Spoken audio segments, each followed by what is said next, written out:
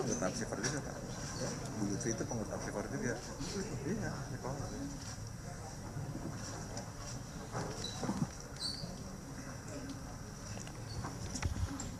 Bisa kita mulai Pak? Rekan-rekan bisa kita mulai? Bisa. Baik, terima kasih. Bismillahirrahmanirrahim. Assalamualaikum warahmatullahi wabarakatuh.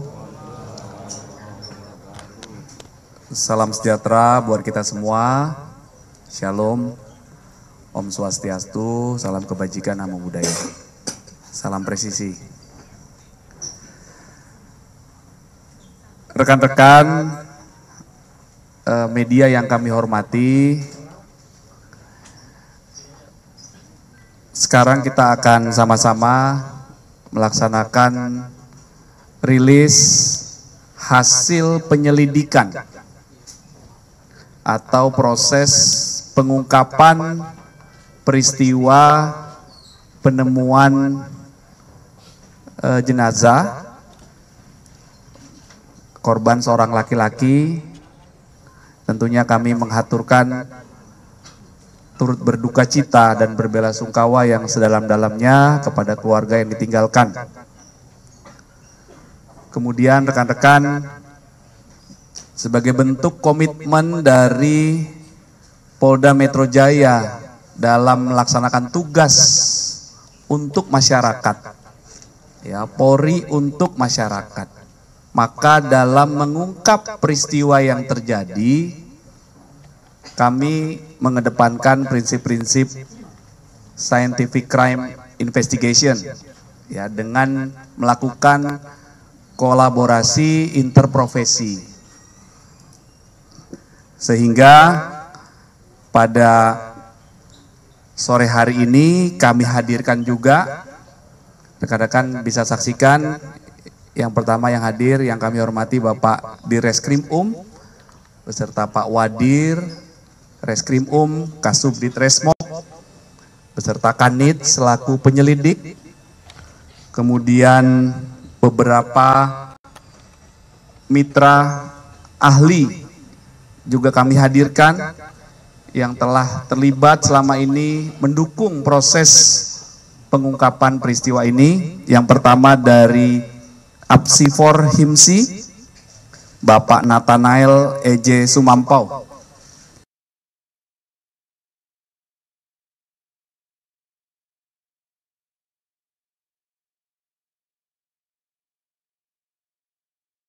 Lakukan pendalaman terkait dengan latar belakang korban dan circle di sekitarnya. Kemudian dari Puslapor yang melakukan pemeriksaan DNA adalah Kompol Irfan Rofik yang hadir, terima kasih. Kemudian pemeriksa toksikologi juga kami hadirkan, Bapak AKP Ade Laksono SH dari Puslapor Bareskrim Polri juga. Kemudian untuk menyampaikan hasil pemeriksaan barang bukti digital, itu kami hadirkan juga dari Direktorat Reserse Siber Polda Metro Jaya, Ibda Saji Purwanto SH, ACE, MCFE, MCVE, CHF. Kemudian tim dokter yang melakukan pemeriksaan otopsi, pemeriksaan luar dan fisik korban atau jenazah, kami hadirkan juga dari dokter forensik RSCM, hadir Dr. G. Yoga Tohijiwa SPFM. Kemudian yang melakukan pemeriksaan analisis terhadap sidik jari atau jejak yang ada di TKP, kami hadirkan juga Bapak Sigit Kusdianto dari Pusiden Bareskrim. Jadi proses penyelidikan pengungkapan peristiwa ini betul-betul dapat dipertanggungjawabkan, dilaksanakan secara profesional dan proporsional.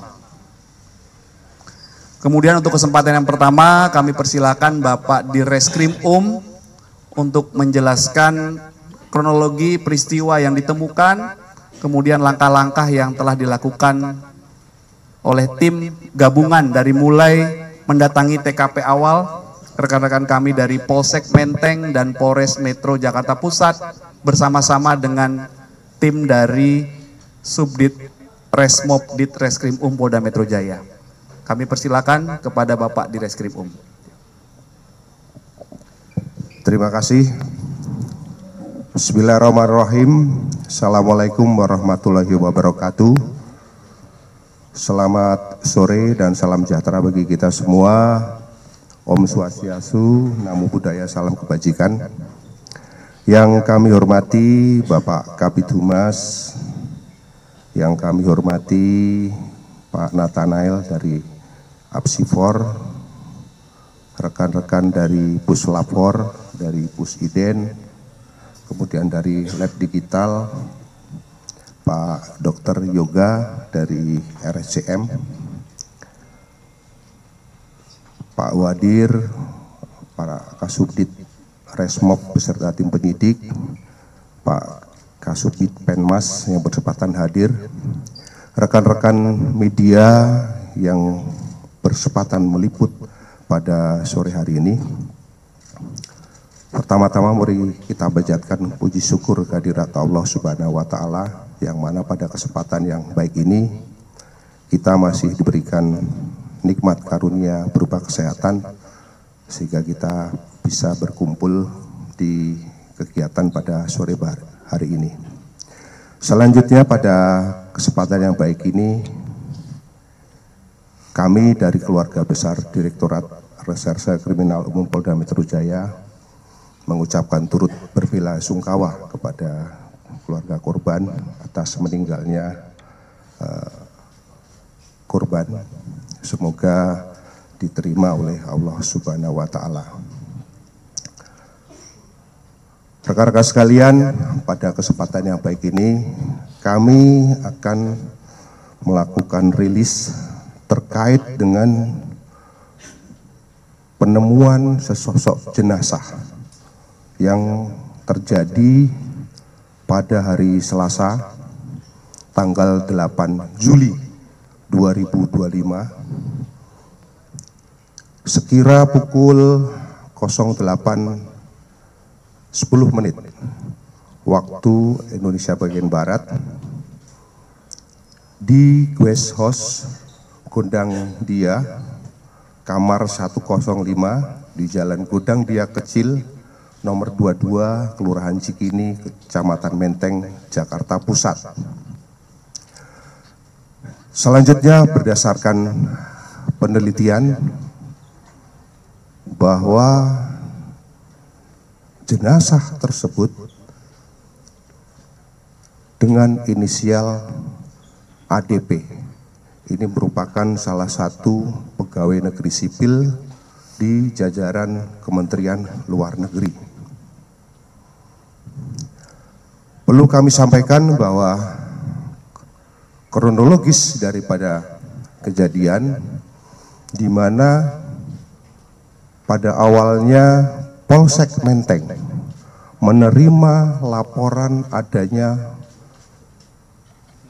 penemuan sesosok jenazah di sebuah rumah kos di Gondang Dia di kamar 105, di mana di dalam laporan tersebut kondisi jenazah itu di dalam keadaan mukanya dilakban. Atas kejadian tersebut, Polsek Menteng Jakarta Pusat melakukan koordinasi dengan Direktorat Reserse Kriminal Umum Polda Metro Jaya dan Polres Metro Jakarta Pusat. Selanjutnya mendatangi TKP dan melakukan olah TKP.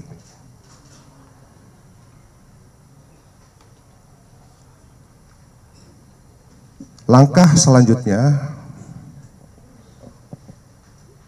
tim penyelidik dari Subdit Resmob Polda Metro Jaya mulai melakukan atau mulai menghimpun keterangan dari para saksi.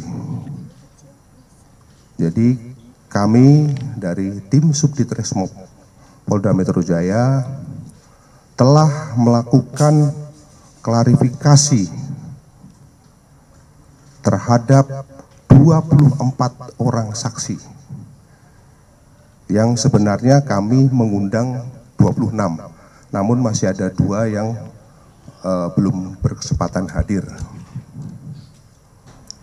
Dari 24 saksi tersebut, kami membagi beberapa klaster saksi, yaitu klaster saksi dari lingkungan keluarga, kemudian saksi dari lingkungan tempat tinggal korban, baik itu di kamar sebelah, termasuk dengan penjaga kos, termasuk pemilik kos. Kemudian saksi berikutnya dari lingkungan tempat kerja korban. Sedangkan yang terakhir klaster dari saksi yang bisa menggambarkan profil korban atau saksi yang sempat berinteraksi dengan korban. Dari olah TKP yang dilakukan,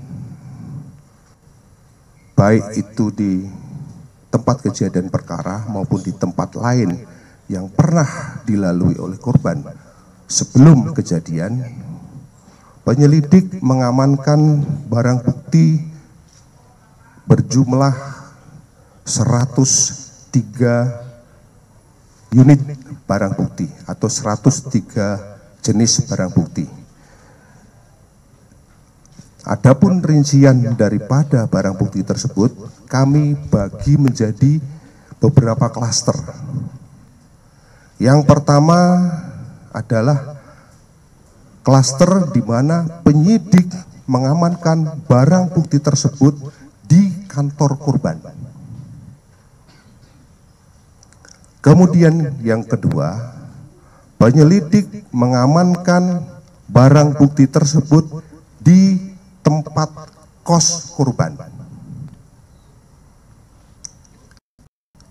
Kemudian yang berikutnya lagi, penyelidik mengamankan barang bukti tersebut dari keluarga korban maupun dari saksi-saksi yang lain.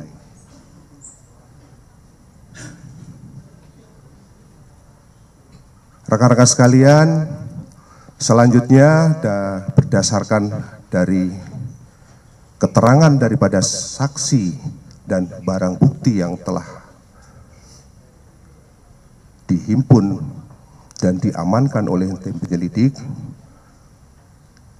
tim penyelidik selanjutnya melakukan koordinasi dan menggandeng para ahli terkait untuk melakukan penelitian terhadap barang bukti yang sudah kita amankan.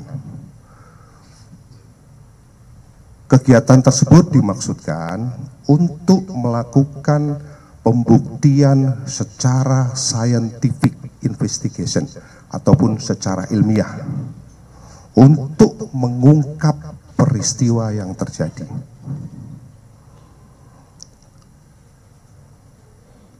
Oleh karena itu, di sini sudah kita hadirkan para ahli,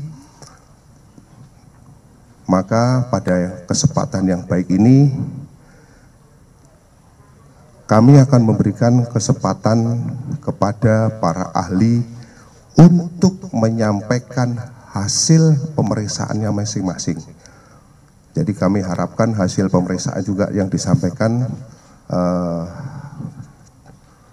bisa memberikan gambaran kepada masyarakat tentang apa yang diteliti sesuai dengan keahliannya. Untuk itu, pada kesempatan yang pertama, kami berikan kesempatan kepada ahli daktiloskopi ataupun yang melakukan penelitian terhadap sidik jari. Ini dari Pusat Identifikasi Baris Krim Polri. Kami persilakan.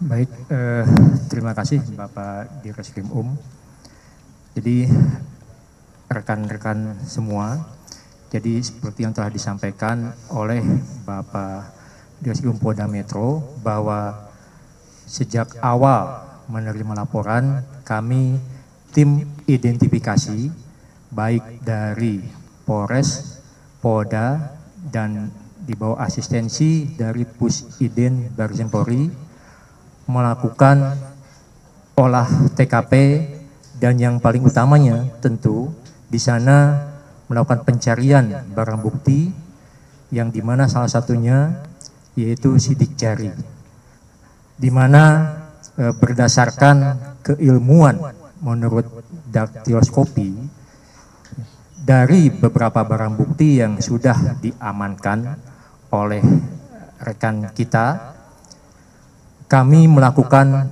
pengembangan. Dan salah satu yang diperoleh mengenai sidik jari yaitu yang terdapat pada lakban warna kuning merek Daimaru yang dimana digunakan menutup atau melilit dari saudara ADP. Dan kemudian dari lakban yang kita amankan dilakukan penelitian lebih lanjut sesuai dengan kaidah keilmuan dan juga aturan ketentuan yang ada.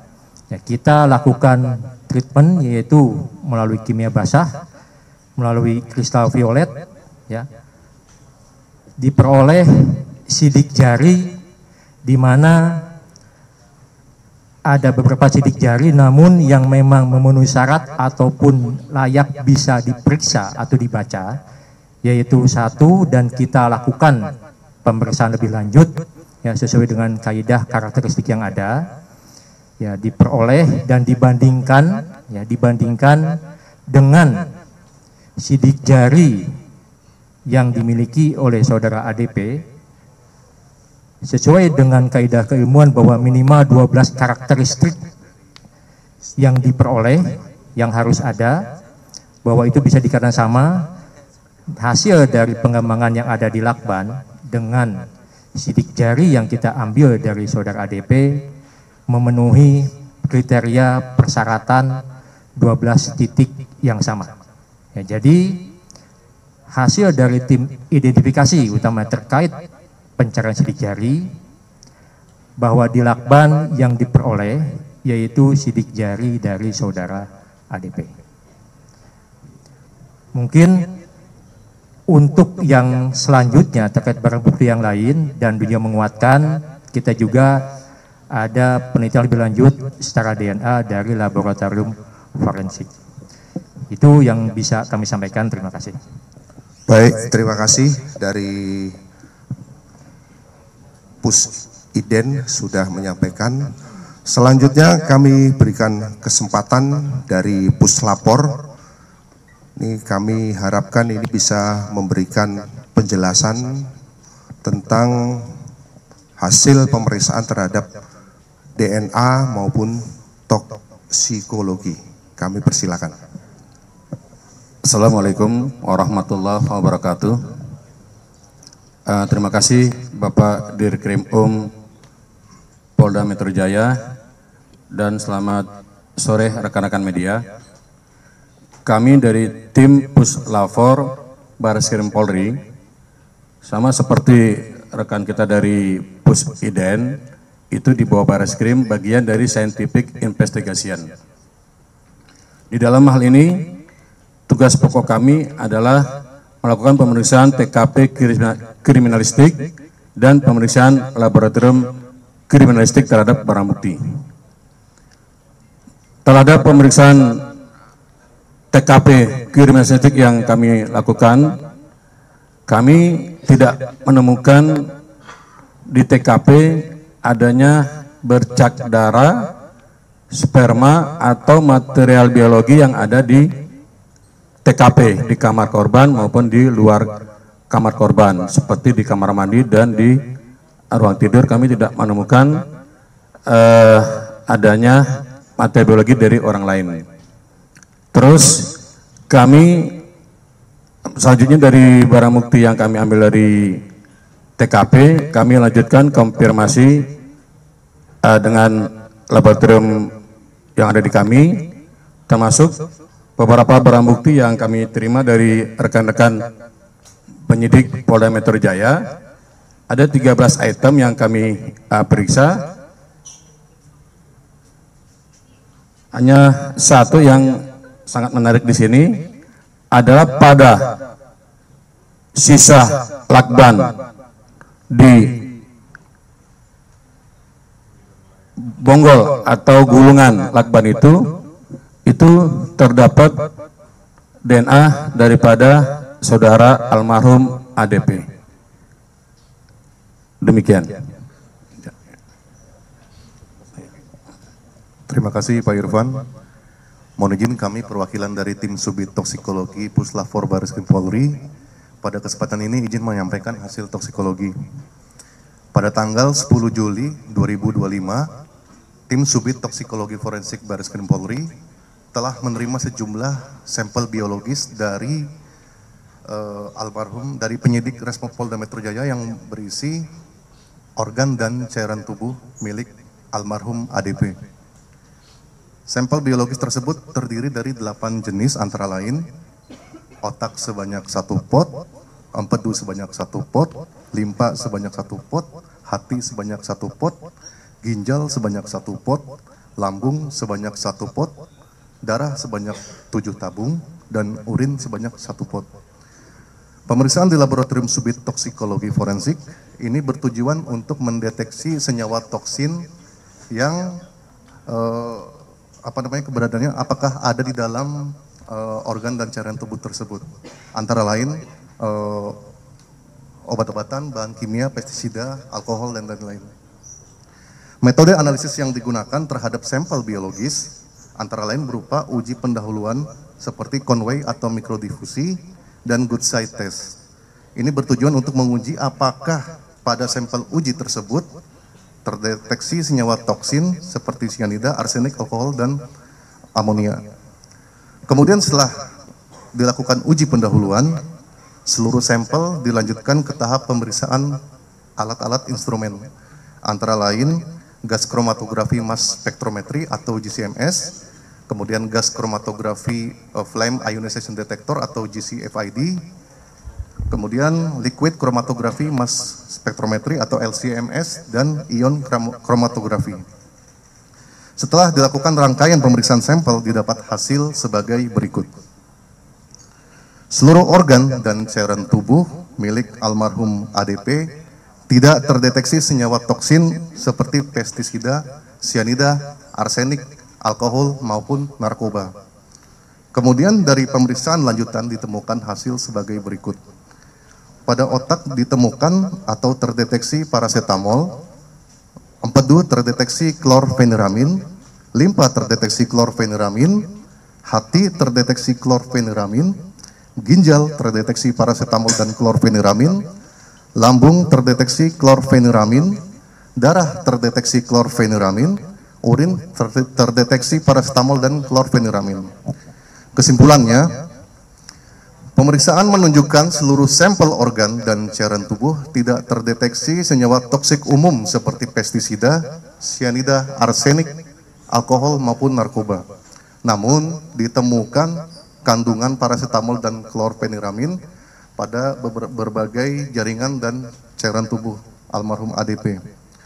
Menurut studi literatur dari farmakologi, klorfeniramin atau biasa disebut CTM adalah sejenis antihistamin yang dapat meredakan gejala alergi seperti hidung tersumbat dan bersin, serta memiliki efek sedatif ringan seperti mengantuk. Kemudian paracetamol merupakan jenis obat analgesik dan antipiretik yang dapat meredakan nyeri serta menurunkan demam. Kombinasi kedua jenis senyawa tersebut biasa ditemukan pada obat flu dan demam yang umum beredar di pasaran. Temuan ini menunjukkan adanya konsumsi atau paparan obat sebelum kematian. Selanjutnya, seluruh hasil pemeriksaan telah dituangkan ke dalam produk berita acara pemeriksaan nomor 4224/KTF/2025 dan telah diserahkan kepada penyidik serta kedokteran forensik untuk analisis lebih lanjut. Demikian penyampaian hasil toksikologi ini saya sampaikan. Atas perhatiannya diucapkan terima kasih. Terima kasih dari Puslapor, yang mana ahli dari tim yang meneliti DNA maupun toksikologi sudah melakukan pemeriksaan. Selanjutnya kami berikan kesempatan kepada tim dari Laboratorium Digital Forensik, yang mana kita kemarin ada melakukan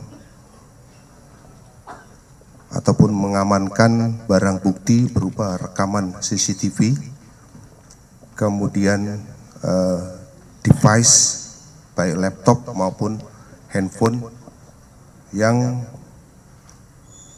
telah dilakukan pemeriksaan secara digital forensik. Untuk itu kami persilakan kepada tim dari digital forensik. Assalamualaikum warahmatullahi wabarakatuh. Terima kasih, mohon izin Bapak Direktur Reserse Kriminal Umum, Bapak Kabitumas.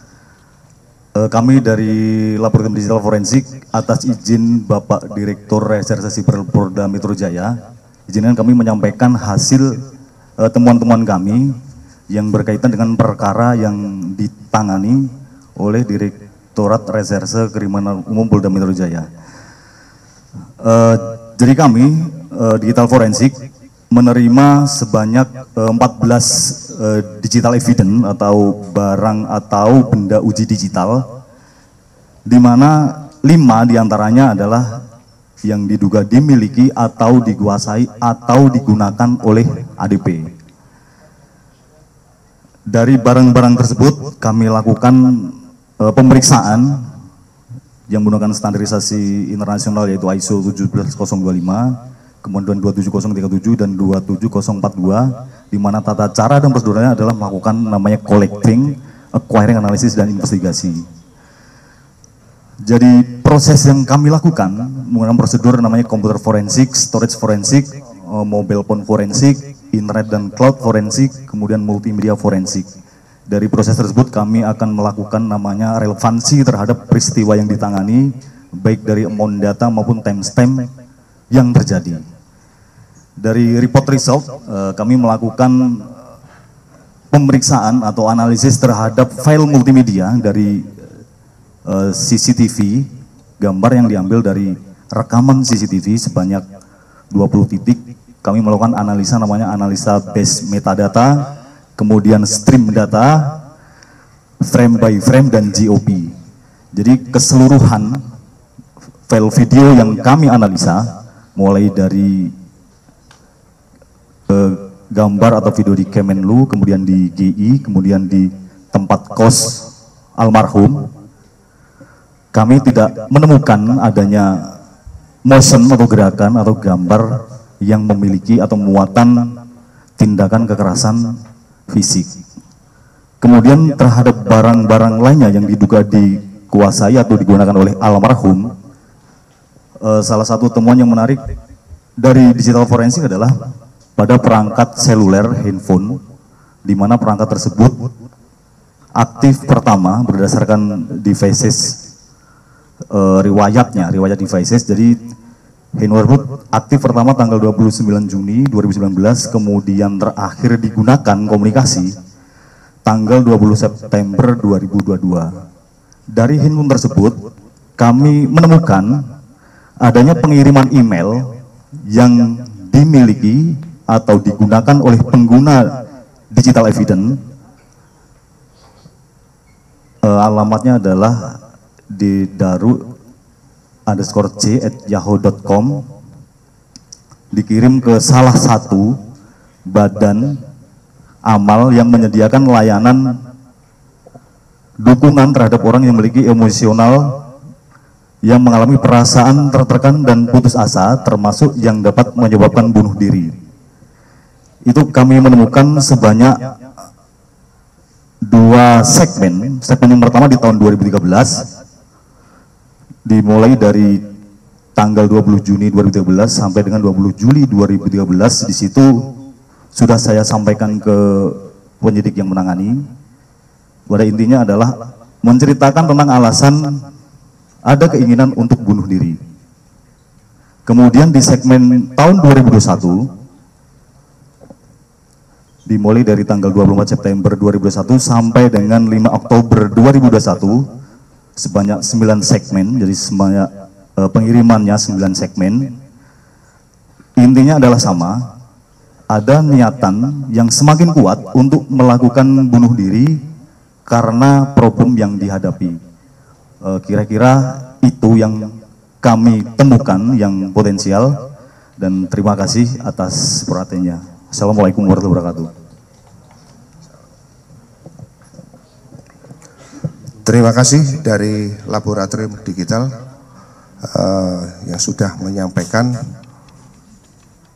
Mungkin barangkali bisa ditambahkan terkait penelitian terhadap CCTV itu, apakah ada editing atau tidak, tadi mungkin belum ditambahkan tadi.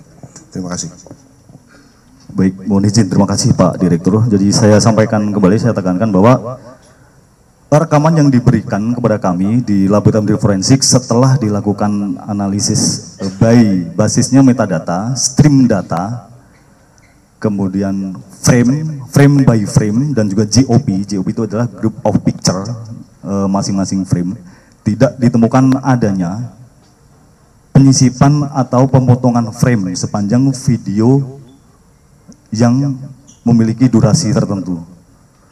Jadi kami sudah melakukan penelitian sebanyak 130 event yang dimulai dari basement kemudian sampai dengan dilakukan identifikasi di tempat kos tanggal 8. Jadi kami tidak menemukan adanya konten-konten yang bermuatan atau gerakan-gerakan yang memiliki muatan adanya tindakan kekerasan. Demikian, terima kasih Pak Direktur.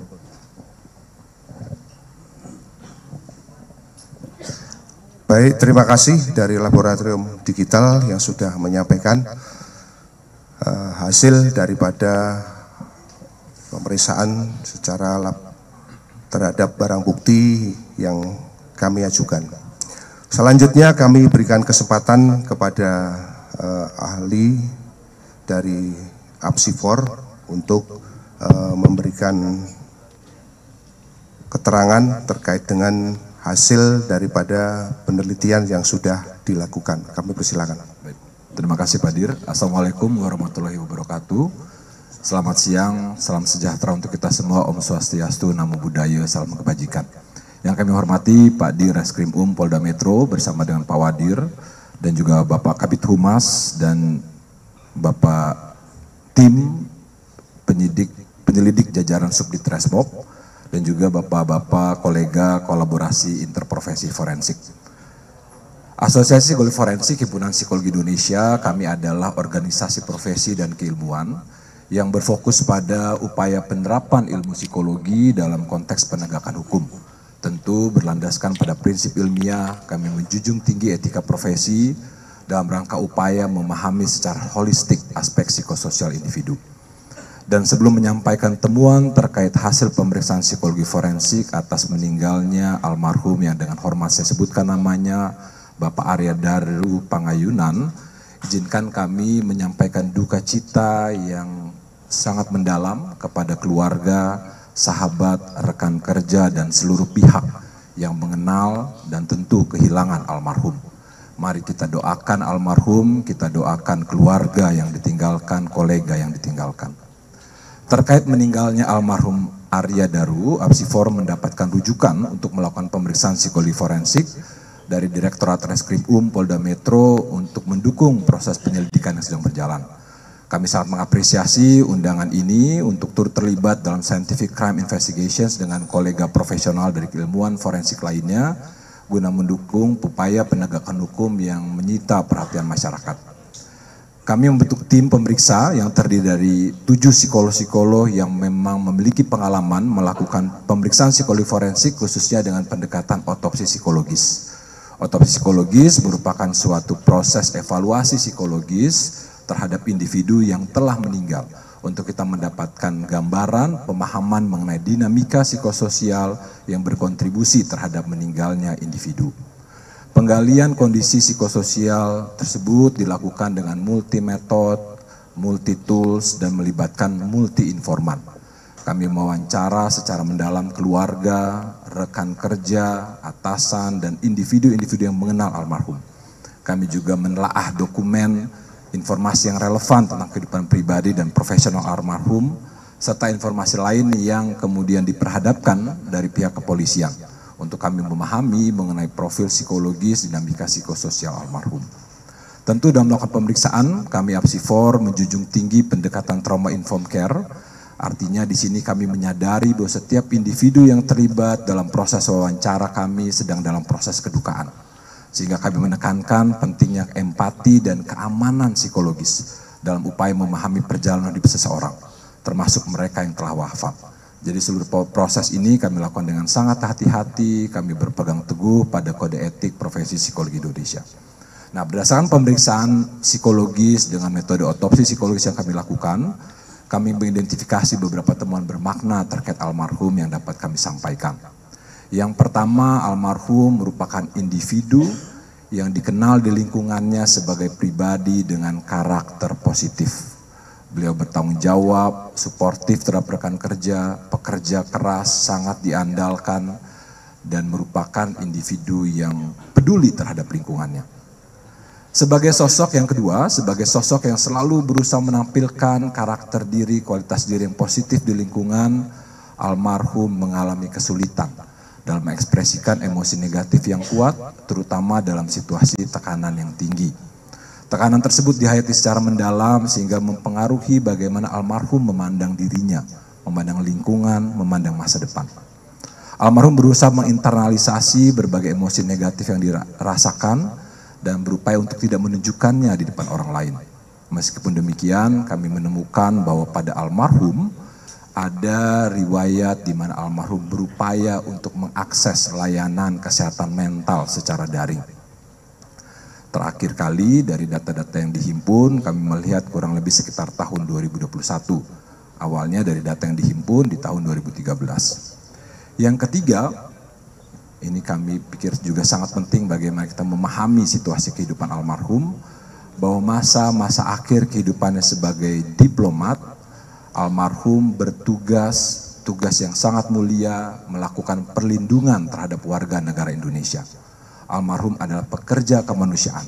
Beliau memikul berbagai tanggung jawab, menjalankan tugas peran profesional, sekaligus peran-peran humanistik sebagai pelindung, pendengar, sebagai rescuer, penyelamat bagi WNI yang terjebak dalam situasi krisis demi memastikan bahwa negara hadir bagi WNI yang ada di luar negeri.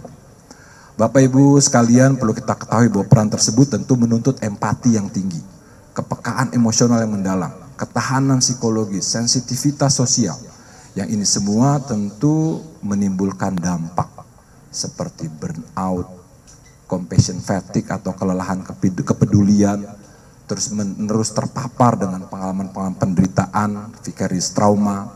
Nah, dinamika psikologis tersebut kami temukan di masa akhir kehidupannya. Yang keempat, meskipun menghadapi dinamika psikologis yang kompleks, karakteristik kepribadian almarhum yang berusaha untuk menekan apa yang dirasakan, membuat almarhum cenderung sulit untuk atau mengalami hambatan dalam mengelola kondisi psikologis negatif yang dialaminya secara adaptif dan cenderung berusaha untuk menutupinya. Dinamika dalam diri tersebut membuat almarhum mengalami hambatan personal untuk mengakses dukungan, bantuan psikologis dari lingkungan terdekat, dari tenaga profesional kesehatan mental. Setelah terakumulasi penghayatan almarhum tersebut mengenai dirinya, masalah, tekanan hidup di episode terakhir kehidupannya ini, kemudian mempengaruhi proses pengambilan keputusan almarhum terkait cara kematiannya atau upaya untuk mengakhiri kehidupannya. Bapak Ibu, masyarakat sekalian, kami Apsifor menegaskan bahwa kondisi psikologis individu tidak dapat disederhanakan hanya dari satu aspek kehidupan. Melainkan kita perlu memahami hasil interaksi dari berbagai faktor personal, faktor profesional, sosial, dan struktural. Oleh karena itu tidak ada satu faktor tunggal yang dapat menjelaskan kondisi psikologis atau kesehatan mental almarhum yang negatif ini. Oleh karena itu, Apsifor mengajak masyarakat untuk secara bijak berkomentar di media sosial terkait kasus. Mari kita kedepankan upaya mendukung kesejahteraan psikologis keluarga, sahabat, dan rekan-rekan almarhum. Kita kedepankan harkat dan martabat almarhum yang mendedikasikan hidupnya untuk negara. Ya. Kami juga mengajak masyarakat untuk menanggapi masalah kesehatan mental dengan penuh empati tanpa stigma. Kami memahami bahwa tekanan psikologis dapat dialami oleh siapapun, termasuk mereka yang tampak kuat, tampak berprestasi, berdedikasi, bahwa tidak semua tekanan kondisi psikologis negatif tampak secara kasat mata. Banyak individu memilih menyimpan perasaan sendiri karena adanya stigma, budaya profesional, norma sosial, atau kekhawatiran akan penilaian negatif dari lingkungan. Oleh karena itu, kami mendorong seluruh pihak, termasuk institusi, organisasi kerja, untuk kita menyediakan lingkungan yang mendukung ekspresi emosi secara sehat, menghilangkan stigma terhadap orang mencari bantuan psikologis, serta menumbuhkan budaya saling peduli, untuk berbagi beban secara terbuka dalam suasana yang aman. Akhirnya, kami berharap bahwa hasil pemeriksaan ini tidak hanya menjadi bagian dari proses investigasi hukum saja, tetapi juga menjadi momentum untuk kita meningkatkan kesadaran kolektif tentang pentingnya kesehatan mental, khususnya bagi individu yang memikul tanggung jawab besar di ruang publik. Demikian Pak Dir yang dapat kami sampaikan. Terima kasih. Baik, terima kasih. Dari Apsifor tadi sudah menyampaikan hasil daripada penelitian yang telah dilakukan. Selanjutnya kami berikan kesempatan kepada tim dari RSCM yang telah melakukan pemeriksaan baik visum maupun otopsi. Kami persilakan. Baik, terima kasih Pak Dir. Dapat saya jelaskan terkait dengan kasus almarhum ADP. Pertama kali jenazah masuk ke Rumah Sakit Cipto itu dengan surat permintaan visum dari Polsek Metro Menteng pada tanggal 8 Juni tahun 2025 sekitar 13.00 waktu Indonesia Barat. Selanjutnya ada surat pelimpahan dari Polsek Menteng kepada Polda Metro Jaya.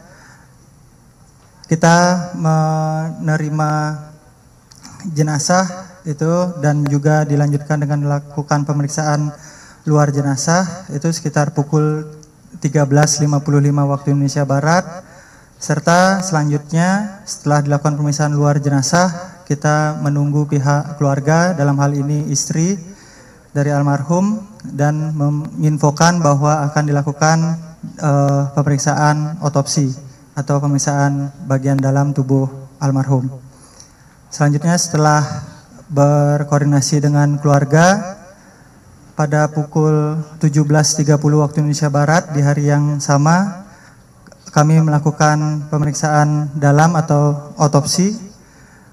Dapat kami sampaikan terkait dengan temuan-temuan baik itu pada pemeriksaan luar ataupun pemeriksaan dalam jenazah.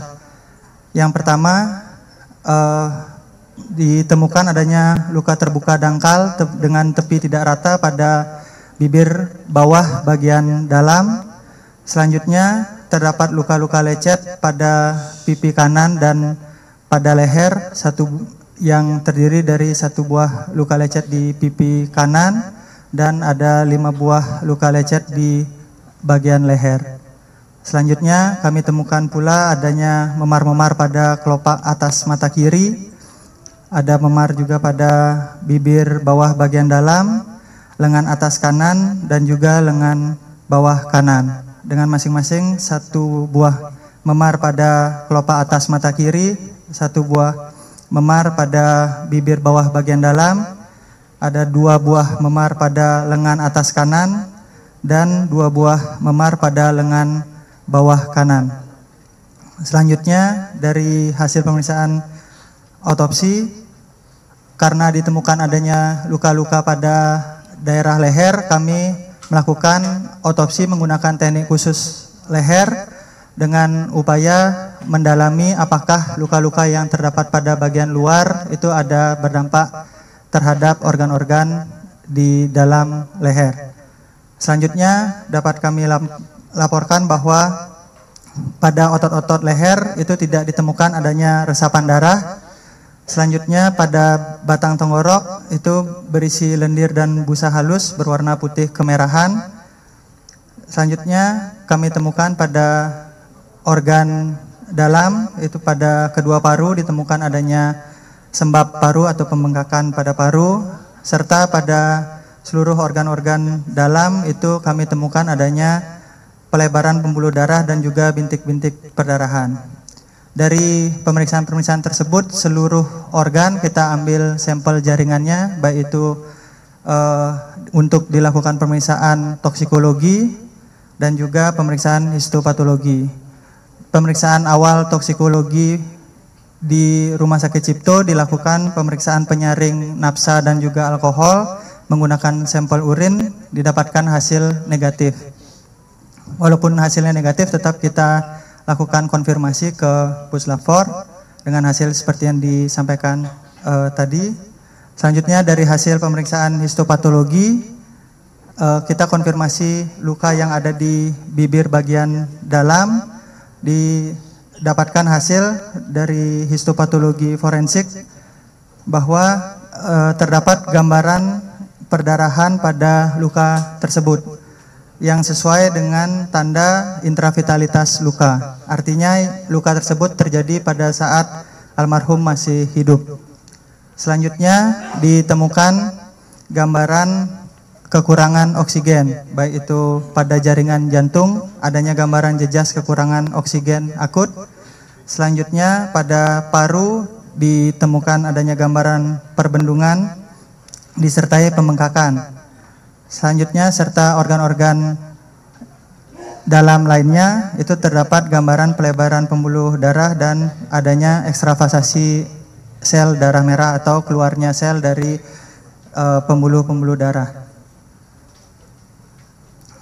Dapat kami simpulkan bahwa dari hasil pemeriksaan forensik itu pada pemeriksaan terhadap mayat laki-laki berusia sekitar 39 tahun dan bergolongan darah O ini ditemukan adanya luka terbuka dangkal pada bibir bagian dalam, luka-luka lecet pada wajah dan leher, serta memar-memar pada wajah, bibir bagian dalam, dan anggota gerak atas kanan akibat kekerasan tumpul.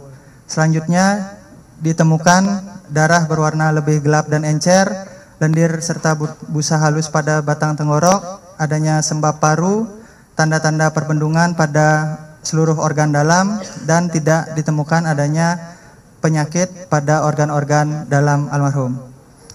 Selanjutnya pada hasil pemeriksaan laboratorium toksikologi serta histopatologi, dari pemeriksaan laboratorium toksikologi tidak ditemukan adanya zat yang dapat menyebabkan gangguan pertukaran oksigen.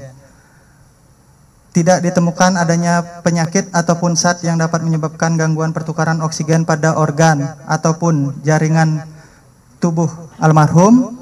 Maka sebab mati almarhum akibat gangguan pertukaran oksigen pada saluran nafas atas yang menyebabkan mati lemas. Demikian Pak Dir yang dapat saya sampaikan. Terima kasih.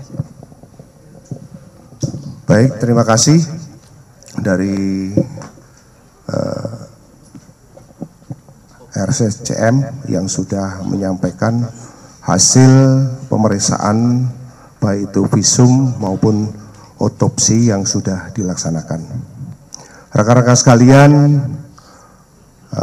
perlu kami sampaikan dari hasil serangkaian penyelidikan yang dilakukan oleh penyidik, baik itu dari keterangan saksi-saksi, kemudian dikaitkan dengan barang bukti, serta didukung oleh scientific investigation crime dan keterangan para ahli,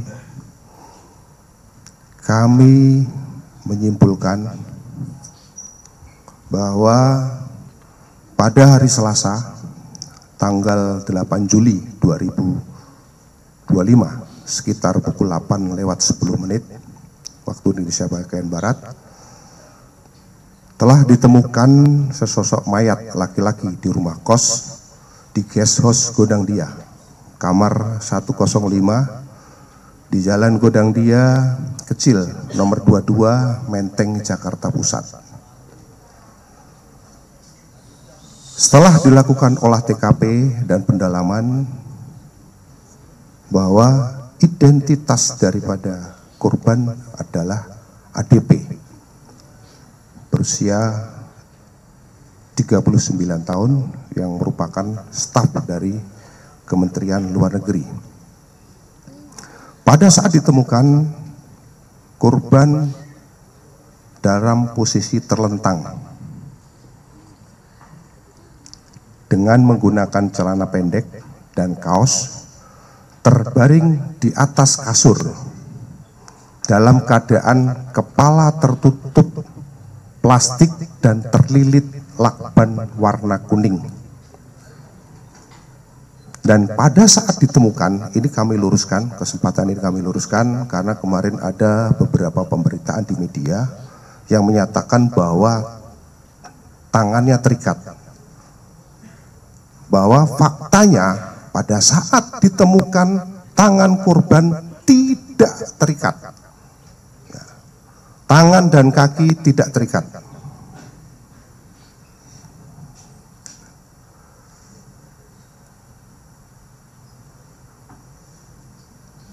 Pada saat ditemukan, posisi kamar korban dalam keadaan terkunci. Perlu kami jelaskan bahwa ketika ditemukan tersebut, kunci daripada kamar korban ini ada 3 lapis. Yang pertama adalah lapisan dengan menggunakan kartu tap, itu bisa diakses dari luar.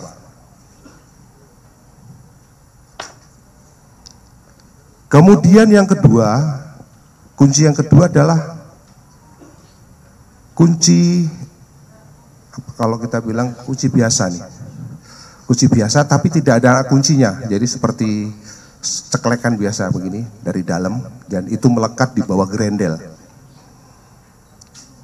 Sedangkan kunci yang 3 adalah kunci slot, itu letaknya di atas daripada kunci. Jadi ini hanya bisa dilakukan oleh orang yang posisinya berada di dalam kamar untuk mengunci kunci tersebut.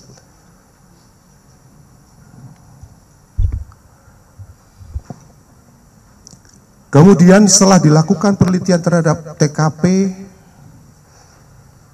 tidak ada akses lain untuk memasuk ke dalam kamar tersebut selain pintu maupun jendela.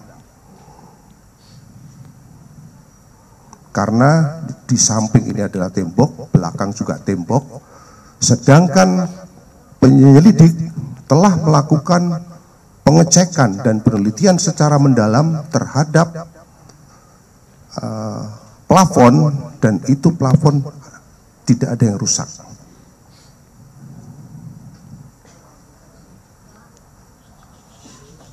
Kemudian pintu gerbang dan pintu kamar kos menggunakan sistem kunci elektronik dengan akses kunci masing-masing berupa kunci elektronik seperti kamar yang dimiliki di korban, dan masternya ada dipegang oleh penjaga kos. Selanjutnya, dari hasil pengujian terhadap barang bukti yang dilakukan oleh laboratorium forensik digital terkait CCTV yang ada dari 20 titik CCTV, didapatkan hasil korban mulai berangkat dari kantor pada hari Senin tanggal 7 Juli 2025 sekira pukul 07.03. Kemudian di kantor pada pukul ini kami perlihatkan ini CCTV-nya. Ini CCTV-nya 7.03. Kemudian ini adalah pada saat masa kantor 7.20. Kemudian pada pukul 17:52, jadi ini berlanjut ya, ini berlanjut karena ada beberapa titik 20, kami ambil intisarinya saja. Pada pukul 17:52, 17:52 ini ya, 11:52, korban terpantau berada di Mall Grand Indonesia.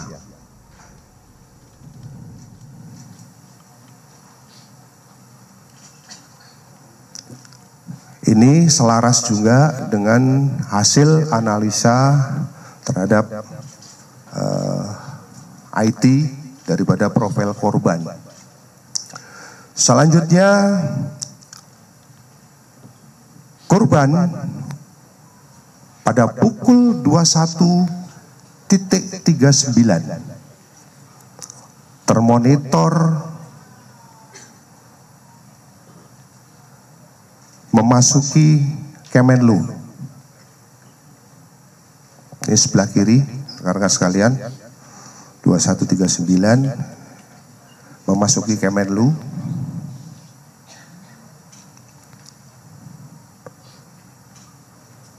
Selanjutnya korban berada di rooftop gedung Kemenlu di lantai 12 pada pukul 21.43 lewat. Lanjut, ini naiknya pada saat naik, nah 21.43 itu naik, mulai naik ya, mulai naik 21.43. Keberadaan daripada korban di rooftop itu kurang lebih selama 1 jam 26 menit.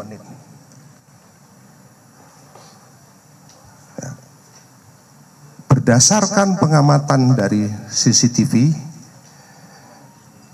di awal ketika naik, korban memang betul membawa tas gendong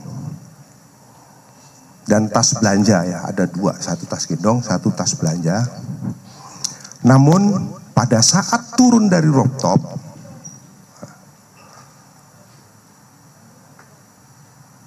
korban sudah tidak membawa tas gendongnya kembali maupun tas belanjanya. Jadi pada saat naik membawa, pada saat turun itu korban sudah tidak membawa lagi.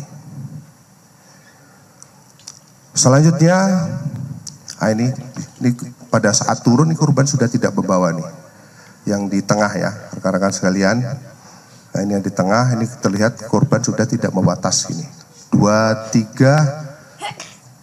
2309 ya.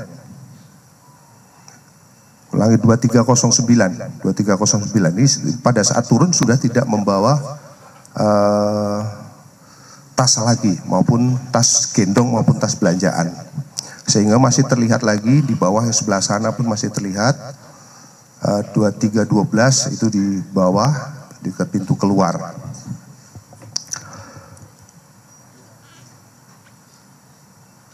Rekan-rekan sekalian, selanjutnya pada pukul 23.23 korban termonitor masuk di pintu kos. Ini malah pintu kos ini sebelah kiri. Saya ulangi, nah ini pintu kos. Ini pintu kos, ada pintu kos ini. Ini terpantau mulai masuk ke dalam kamar dan kemudian ini membuang sampah. Lanjut. Dan pada hari Selasa tanggal 8 Juli 2025 pukul 7:39 di sini. Setelah pintu dibuka,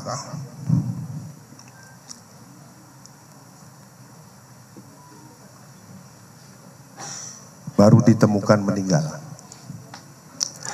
Rekan-rekan sekalian, perlu kami sampaikan dari berdasarkan hasil pemeriksaan terhadap file CCTV yang dilakukan oleh Laboratorium Digital Forensik,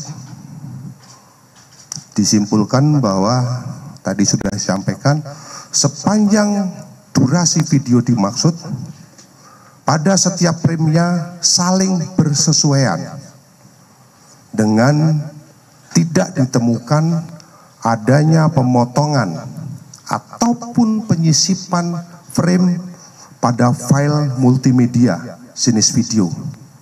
Ini sudah kami sampaikan. Kemudian yang kemarin menjadi bahasan di media, kenapa arahnya itu berubah ketika pada saat mulai mencongkel. Kemarin kami sudah melakukan konfirmasi dengan mohon maaf, dengan istri daripada korban terkait dengan CCTV kenapa bergeser. Hal tersebut terjadi setelah adanya permintaan dari istri kepada penjaga kos waktu itu lewat telepon, via telepon kepada penjaga kos atas nama Siswanto, saudara S, untuk mendobrak kamar milik korban, sehingga penjaga kos meminta izin kepada pemilik kos untuk melakukan pendobrakan, dan hal tersebut disikapi oleh pemilik kos dengan menggeser sudut CCTV dan memastikan tindakan yang dilakukan oleh penjaga tersebut dengan maksud untuk memastikan tindakan yang dilakukan oleh penjaga tersebut. Hal ini juga diperkuat dengan adanya video yang diambil secara live, ya, artinya secara live, bukan live, rekaman video yang diambil oleh teman sekamarnya yang ikut mendobrak pada saat itu. Ini Bapak F ini merupakan teman kamar dari satu kos. Ini diperkuat dengan rekaman video yang diambil oleh Bapak F ini.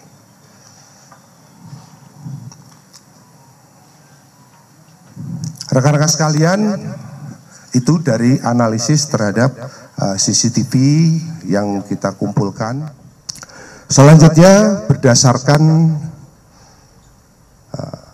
pemeriksaan digital forensik terhadap device, baik itu laptop, kemudian MacBook maupun Samsung Note, ya, ada handphone Samsung Note yang ditemukan di kamar korban. Ini ada satu handphone yang ditemukan di kamar korban. Ditemukan adanya histori pencarian tentang beberapa penyakit yang dialami oleh korban. Selain itu, ditemukan riwayat komunikasi dengan pengguna akun. Tadi sudah disampaikan oleh tim dari digital forensik.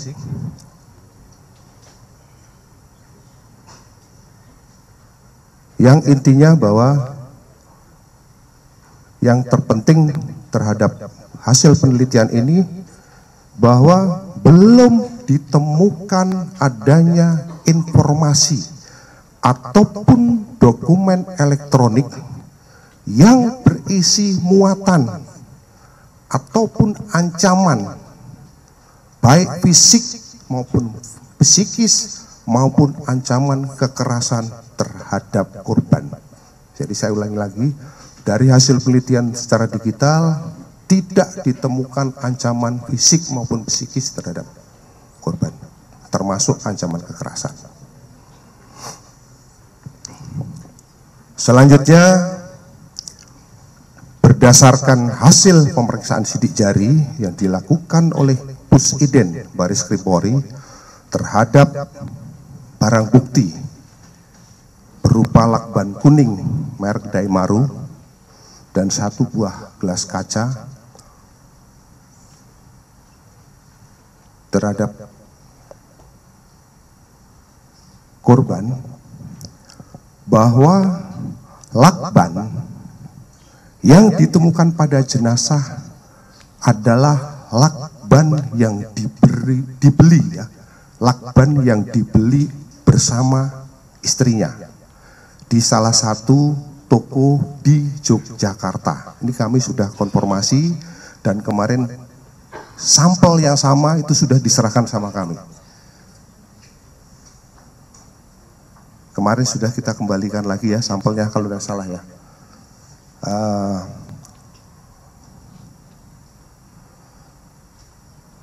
Di mana lakban tersebut itu dibeli tahun 2000, dibeli sekitar bulan Juni tahun 2025.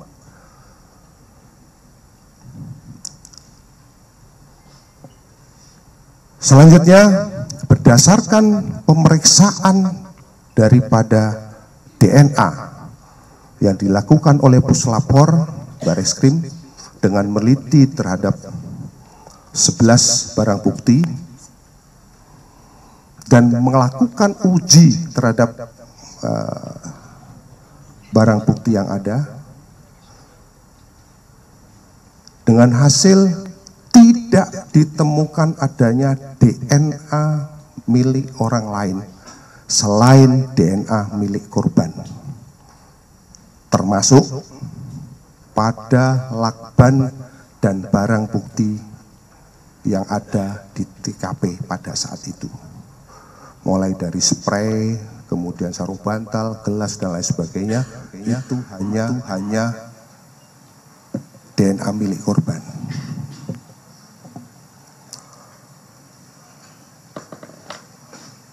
Selanjutnya, berdasarkan hal tersebut, penyelidik juga menggandeng daripada Apsifor HIPSI untuk pemeriksaan secara psikologi forensik, baik kepada keluarga, kepada rekan-rekan kerja, yang mungkin bisa atasan, bisa teman kecil dan lain sebagainya, termasuk orang-orang yang berhubungan pada saat itu. Dari hasil pemeriksaan tersebut,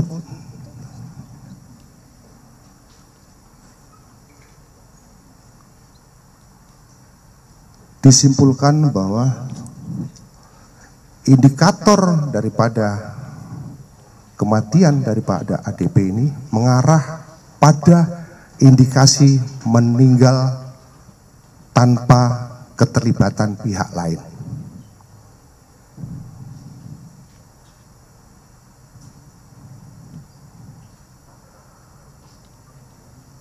Selanjutnya, dari hasil pemeriksaan terhadap toksikologi yang dilakukan oleh Puslapor Baris Krim Polri terhadap sampel-sampel organ yang sudah setelah dilakukan otopsi, baik itu dari otak, empedu, limpa, hati, ginjal, lambung, darah dan urin, ditemukan adanya kandungan parasetamol dan klorperipheniramin atau yang sering disebut CTM. Hal ini sesuai dengan temuan barang bukti berupa obat-obatan yang ditemukan oleh penyelidik. Selanjutnya, tim forensik dari RSCM yang melakukan otopsi terhadap tubuh korban dan melakukan pemeriksaan luar terhadap korban menemukan hasil, yaitu luka lecet pada wajah dan leher, luka terbuka pada bibir dalam, memar pada wajah, bibir dan anggota gerak atas kanan, serta terdapat tanda-tanda perbendungan. Pada pemeriksaan dalam, ditemukan darah berwarna lebih gelap dan encer, lendir dan busa halus pada batang tengkorak, sembab paru-paru, tanda-tanda perbendungan pada seluruh organ dalam, dan tidak ditemukan adanya penyakit pada organ dalam.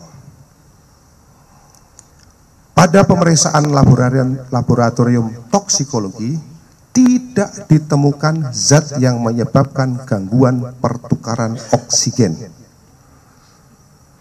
Tidak ditemukan adanya penyakit atau zat yang dapat menyebabkan gangguan pertukaran oksigen pada organ ataupun jaringan pada korban. Maka sebab kematian korban adalah akibat gangguan pertukaran oksigen pada saluran pernapasan atas yang menyebabkan mati lemas. Rekan-rekan sekalian, dari serangkaian tindakan dan kegiatan yang dilakukan oleh penyelidik, mulai dari mendatangi TKP, kemudian melakukan pemeriksaan terhadap saksi-saksi, mengumpulkan barang bukti, kemudian kita dengan melibatkan saksi ahli, dan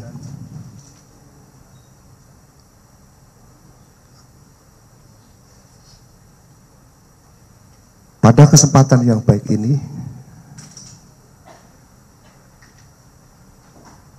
kami akan menyimpulkan hasil daripada penyelidikan yang kami lakukan, bahwa penyelidikan yang kami lakukan, kami simpulkan belum menemukan adanya peristiwa pidana. Demikian yang bisa kami sampaikan. Selanjutnya kami kembalikan kepada Bapak Kabid Humas. Baik, terima kasih. Rekan-rekan media yang kami hormati, rekan-rekan jurnalis, selanjutnya kami persilahkan rekan-rekan untuk melakukan pendalaman terkait dengan apa yang sudah dijelaskan oleh beberapa pihak dan juga tim penyelidik. Kami mulai dari sebelah kiri kami ya. Tolong mic-nya dari mana, kemudian pertanyaannya ditujukan ke mana ya, Mas dan Mbak sekalian. Ya, sebelah kiri silakan. Ya, selamat sore Bapak-Bapak sekalian, terima kasih atas waktunya. Saya Niko Anggriawan dari Kompas TV. Mungkin dari Polda Metro Jaya mungkin bisa memberikan informasi terkait dengan, kami mendapat informasi bahwa apakah si Arya Daru Pangayunan ini sempat bepergian ke bandara sebelum dia ke gedung Kementerian Luar Negeri, lalu kemudian mungkin bisa ke Pak Toksikologi, dari bagian toksikologi Puslapor Polri, mohon izin Bapak, bisa disampaikan nggak secara spesifik apakah penggunaan paracetamol dan klorpeniramin ini berkaitan dengan riwayat penyakit beliau, atau sudah berapa lamakah beliau mengonsumsi kedua jenis zat tersebut, apakah itu sengaja digunakan untuk obat tidur atau tidak? Itu saya sih Bapak-Bapak, terima kasih. Baik. Dikumpulkan semua aja pertanyaan. 3 dulu ya. Oke, Mas silakan. Izin bertanya Pak, saya Putu Bagus dari Liputan 6 SCTV. Jadi ada 2 pertanyaan Pak. Yang pertama, berarti sudah disimpulkan kalau tidak ada tindakan pidana, berarti ini memang benar bunuh diri. Dan ada keterkaitan lain nggak? Karena tadi saya sempat lihat ada barang bukti berupa alat kontrasepsi dan belum sempat dijelaskan, mungkin bisa dijelaskan lebih detail. Dan yang kedua, tadi kan disebutkan ada banyak luka lebam pada tubuh korban. Penegasan saja ini indikasi lukanya ini menyakiti diri sendiri atau adanya kekerasan, soalnya tadi disebutkan luka lebamnya ini cukup banyak dan berhubungan dengan waktu kematiannya, apakah ada korelasinya begitu? Terima kasih. Baik, yang ketiga silakan Mbak. Bentar ya, sini dulu. Silakan Mbak. Saya Irin Pak dari CNN. Mau menanyakan kepada dari cyber sendiri, ini HP yang dipegang sehari-hari oleh korban yang ditemukan, apakah atau ada device lain yang sampai sekarang belum ditemukan? Karena kan masih tersiar bahwa HP milik korban belum ditemukan, dan apakah itu sudah bisa menarik kesimpulan walaupun benda itu hilang, menarik kesimpulan bahwa korban tidak ada tindak pidana melalui device yang hilang itu. Terus ke Mas Nael tadi menyambung dari pertanyaan rekan saya Putu, bahwa apakah ada kemungkinan korban itu menyakiti diri sendiri dalam proses dia mengakses layanan kesehatan mental, karena kalau dilihat dari jarak waktunya mengakses layanan mental itu 2013 dan juga di 2024. Atau apakah ada faktor-faktor lain seperti misalnya bullying yang dihadapi itu menjadi bagian dari tekanan di lingkungan kerjanya mungkin Mas, itu. Baik, terima kasih. Langsung kami jawab dulu ya, 3 pertanyaan. Kami persilakan. Baik, terkait dengan jawaban pertama tadi, apakah korban sempat ke bandara sebelum ke Kemenlu? Perlu kami sampaikan bahwa korban keluar dari Grand Indonesia itu naik taksi, tapi baru jalan kira-kira sekitar 5 menit, langsung minta untuk berubah arah. Jadi nggak sampai kemana-mana, paling baru berjalan sekitar 200-300 meter, langsung balik arah menuju ke Kemenlu. Itu pertanyaannya yang pertama. Kemudian terhadap yang kedua, Mbak siapa tadi ya? Mas, barang bukti berupa alat kontrasepsi itu memang ada. Jadi itu ada di 2 tempat, baik itu di yang dibuang dari kamar, dan ada juga ditemukan di tas gendong yang ditemukan di lantai 12. Kalau untuk apanya kami kurang tahu Mas. Kemudian yang ketiga, perlu kami sampaikan bahwa HP yang ditemukan ini untuk menjawab, tapi nanti untuk teknisnya sampai beliau. HP yang ada di sini itu adalah handphone yang ketemu di kamar. Menurut keterangan bahwa handphone itu sudah memang tidak dipakai, tapi ada di kamar. Nah, ini nanti untuk lengkapnya akan disampaikan oleh dari lab digital nanti, karena itu terkait dengan kenapa bisa dijawab kenapa nggak dipakai. Mungkin itu, mungkin saya silakan dari Apsipor barangkali yang bisa dari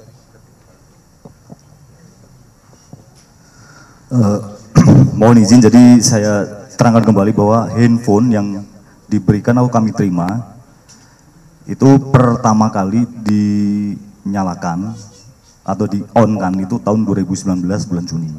Kemudian kami melakukan penelitian, digunakan komunikasi instant messenger itu di bulan September 2022. Kemudian dinyalakan Januari 2024. Nah, untuk mencari atau apakah ada handphone yang lain, kemudian kami melakukan penelitian terhadap perangkat seluler, mohon maaf laptop. Nah, di situ ada tanggal 25 Juni 2025 pernah terkoneksi ke perangkat Samsung Ultra 22. Jadi handphone yang kami periksa itu adalah handphone yang terakhir kali digunakan komunikasi di tahun 2022. Demikian.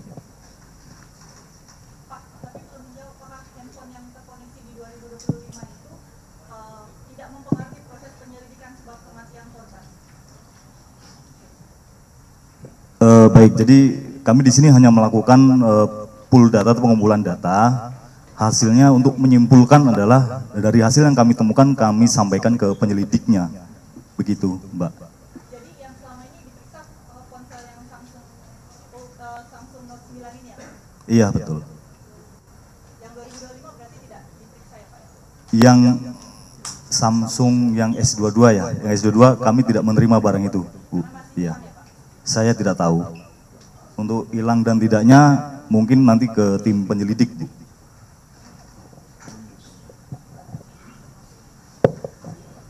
Oke, kami sampaikan bahwa handphone Samsung Ultra 22 yang sehari-hari dipergunakan oleh korban sampai sekarang belum diketemukan.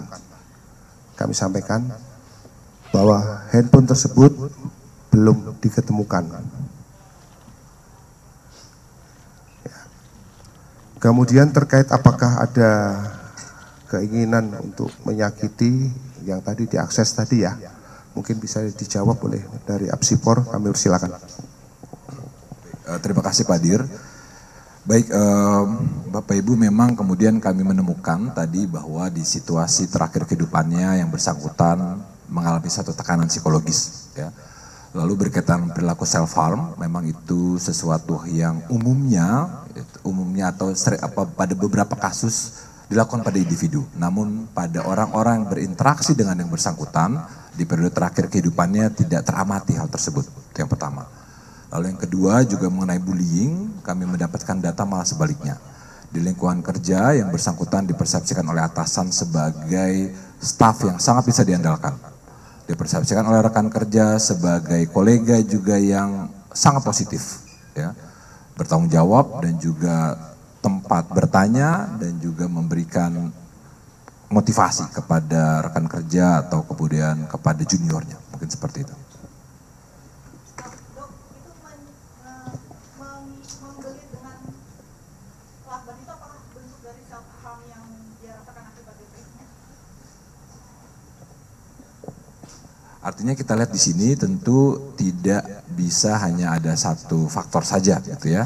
Jadi berbagai faktor kemudian berkontribusi terhadap suatu tindakan, seperti itu ya, yang dapat disampaikan.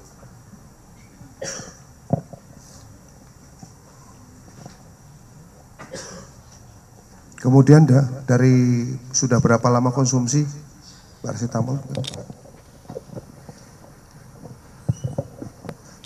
Baik, menjawab pertanyaan terkait dengan apakah ada korelasi antara klorpeniramin atau CTM dan paracetamol dengan penyebab kematian korban.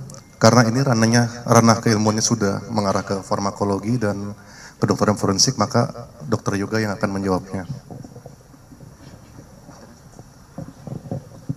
Ya, baik, dapat kami jelaskan terkait dengan penggunaan paracetamol dan juga CTM tadi, itu waktunya kapan gitu ya. Jadi untuk waktu yang masih dapat terdeteksi dalam tubuh untuk paracetamol itu karena waktu paruh dari obat paracetamol itu sekitar 2-4 jam, maka obat itu akan habis seluruhnya, tidak dapat terdeteksi lagi dalam tubuh, itu 4 hingga 8 jam. Selanjutnya untuk obat CTM itu waktu paruh dalam tubuh itu 12 hingga 15 jam. Maka apabila masih terdeteksi itu bisa sampai 24 hingga 30 jam. Itu untuk riwayat mengkonsumsinya, itu sehingga masih didapatkan oleh lab 4 adanya zat tersebut. Seperti itu.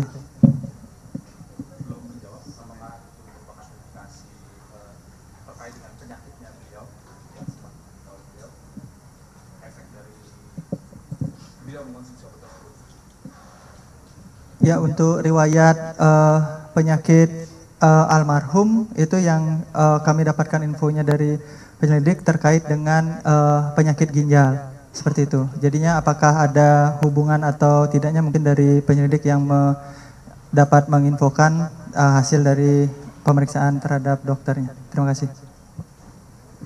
Baik Mas, Mbak Daya, bertiga. Oh yang luka-luka tadi. Ya, baik terkait dengan luka memar, izin saya jelaskan terlebih dahulu perbedaan lebam dan memar di kedokteran forensik bahwa lebam tersebut terjadi pada saat seseorang telah meninggal. Itu. Jadi saya ulangi bahwa yang saya sebutkan adanya memar-memar tersebut pada kelopak atas mata kiri, ada pada bibir bawah bagian dalam, lengan atas kanan dan juga lengan bawah kanan seperti itu. Untuk apakah itu dilakukan secara self harm itu berdasarkan hasil gelar perkara kemarin diinformasikan oleh penyidik bahwa adanya pada saat di Kemenlu itu di rooftopnya di lantai 12 ada kegiatan untuk memanjat tembok itu. Nah itu yang dapat menyebabkan adanya memar pada lengan atas kanan seperti tersebut. Baik, untuk perkiraan waktu kematian almarhum 2 hingga 8 jam sebelum dilakukan pemeriksaan luar. Saya ulangi, untuk perkiraan waktu kematian almarhum 2 hingga 8 jam sebelum dilakukan pemeriksaan luar. Di mana pemeriksaan luar kita lakukan pada tanggal 8 Juli 2025 pukul 13.55 waktu Indonesia Barat. Terima kasih. Baik. Baik, terima kasih. Silakan sebelah kiri lagi ya. Silakan. Terima kasih, selamat sore Pak Dir dan juga Bapak-bapak sekalian. Bapak mungkin bisa dijelaskan untuk arah lilitan lakban itu apakah searah dengan jarum jam atau malah sebaliknya. Kemudian yang kedua, apakah ditemukan riwayat pencarian korban dalam browsing HP-nya upaya mengakhiri hidup dengan cara melilitkan lakban di kepala. Terima kasih Pak. Baik, yang kedua. Ya, silakan Mbak. Bentar ya biar sisi sini habis dulu.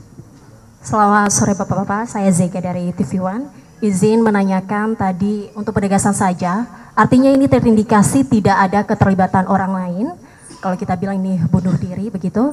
Menurut pengamatan Bapak-bapak berdasarkan ilmu kriminologi, mungkin ada banyak cara bunuh diri, namun kenapa bunuh dirinya dengan cara demikian? Lalu kedua, dikatakan plafon tidak ada tanda-tanda kerusakan. Ingin penegasan saja, apakah memungkinkan akses keluar masuk dari plafon tersebut? Terima kasih. Baik, yang ketiga Mbak, silakan. Bentar ya, Mbak ini dulu. Ya udah, silakan Pak. Mic-nya di situ ya. Enggak. Oh enggak, ya.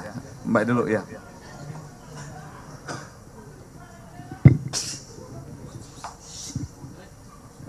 Oke, Bapak, saya Dilami Aulia dari iNews TV, izin untuk bertanya.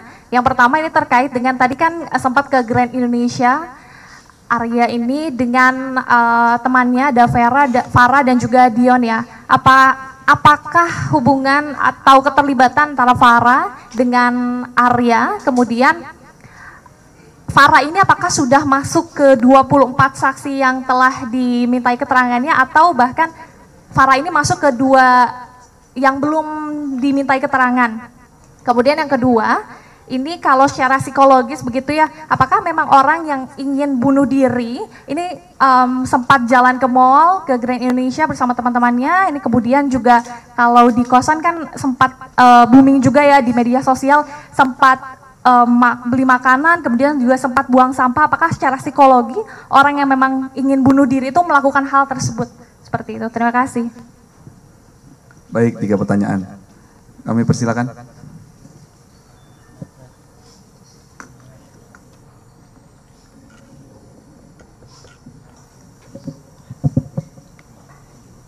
Baik, yang pertama saya jawab terkait dengan arah lilitan. Arah lilitan itu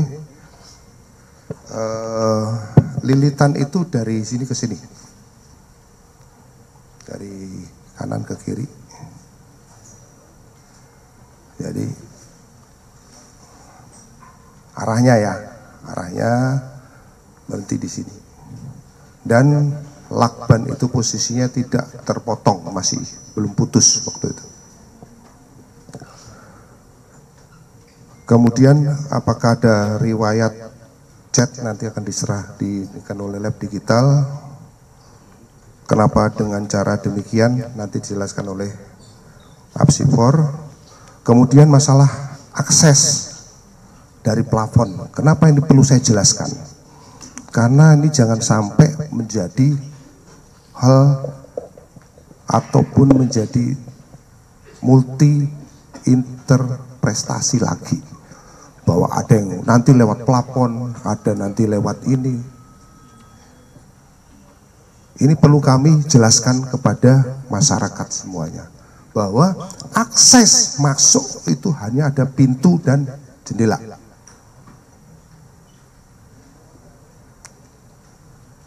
Dan pada saat malam itu, mulai dari jam 7 pagi sampai dengan korban masuk, tidak ada orang yang masuk ke kamarnya. Karena kami memonitor, mengambil sampel filenya itu dari jam 7 pagi setelah keluar kantor sampai dengan jam 7 pagi pada saat didobrak. Itu tidak ada orang lain masuk. Jadi kami tarik 1 kali 24 jam. Terkait dengan apa hubungan, apakah sudah diambil keterangan, Farah? Sudah. Kalau masalah hubungannya kami tidak bisa sampaikan, karena itu privasi. Kemudian secara psikologis apakah harus membuang sampah dan lain sebagainya, nanti mungkin dijelaskan oleh Apsifor. Namun kesempatan pertama kami berikan kepada lab digital untuk menyatakan masalah.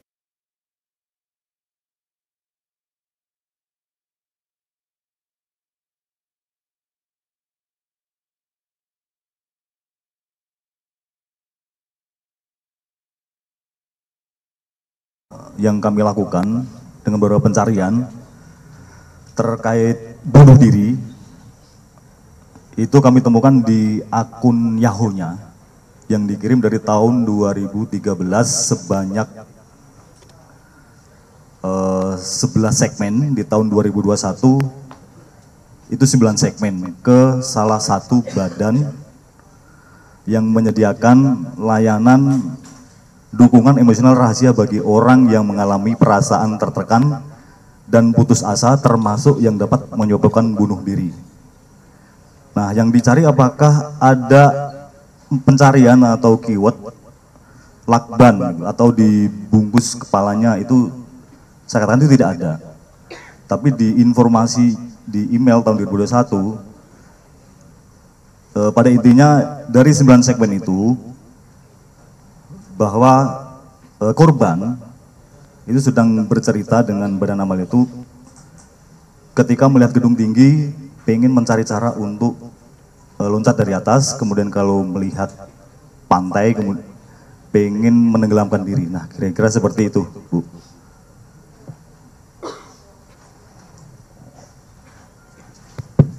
Baik, terima kasih. Berkaitan dengan katakanlah metode ini, memang Bapak Ibu sekalian, berdasarkan hasil riset kami bahwa metode ini juga bukan sesuatu yang baru, ya.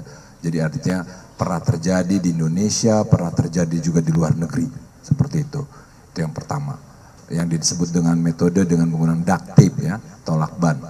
Lalu yang kedua, kita perlu ketahui bahwa secara umum individu dalam kondisi kesehatan mental yang negatif, yang kemudian sangat intens terus berkepanjangan, resiko kemudian individu tersebut memilih tindakan untuk mengakhiri hidupnya ini bukan sesuatu yang terjadi begitu saja, gitu ya, bukan sesuatu yang terjadi secara instan.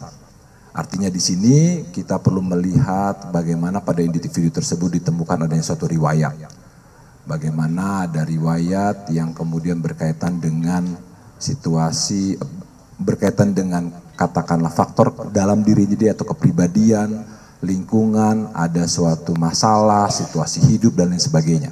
Jadi ini sangat kemudian berkontribusi. Jadi bagaimana kemudian kita mengidentifikasi pada individu-individu dengan masalah kesehatan mental yang kemudian pada akhirnya memilih untuk mengakhiri hidupnya sendiri, itu kemudian kita perlu identifikasi riwayat tersebut. Itu yang pertama. Dan kemudian kami menemukan ada riwayat berkaitan dengan kondisi kesehatan mental negatif yang kemudian bisa dikatakan intens dan cukup berkepanjangan seperti itu, dan berkaitan juga dengan bagaimana perilaku yang teramati di situasi terakhir kehidupannya. Memang ini sesuatu hal yang bisa dikatakan pada individu kompleks yang paling mengetahui mengenai bagaimana keadaan emosinya, suasana hatinya adalah kita sendiri. Dengan kemudian bagaimana persepsi kita tentang kita ingin bagaimana lingkungan mengenal kita dan lain sebagainya, tentu di beberapa kasus juga pada individu-individu kita melihat bahwa di bagian episode-episode terakhir kehidupannya pun dia masih tetap katakanlah berinteraksi, ya. Meskipun relatif terbatas dibandingkan ketika dia dalam episode atau dalam kondisi yang lebih positif. Mungkin itu yang bisa saya sampaikan, Pak Dir. Terima kasih. Baik, kami lanjutkan. Ya. Bentar, Mbak, sekarang ya.